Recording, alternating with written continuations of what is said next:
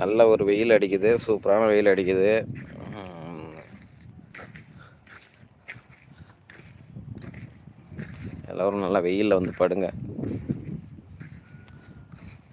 அப்படின்னா தான் அந்த வெயில் வந்து நம்மளை வெயில் எந்த அளவுக்கு உடம்புல படுதோ அந்த அளவுக்கு உடம்புக்கு நல்லது, நல்ல ஒரு பாதுகாப்பு, நல்லாவும் இருக்கும்.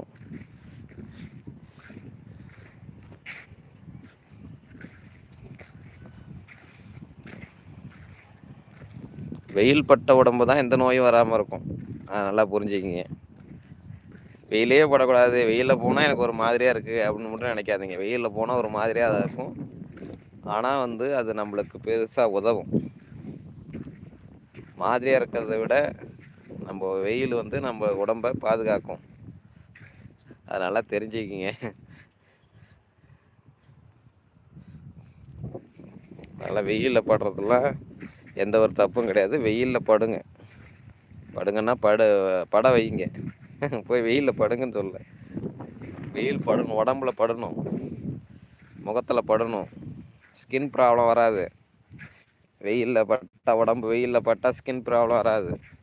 வெயிலில் பட்ட அலர்ஜிம்பாங்க இந்த விளம்பரத்துலலாம். அதெல்லாம் ரொம்ப ரொம்ப இது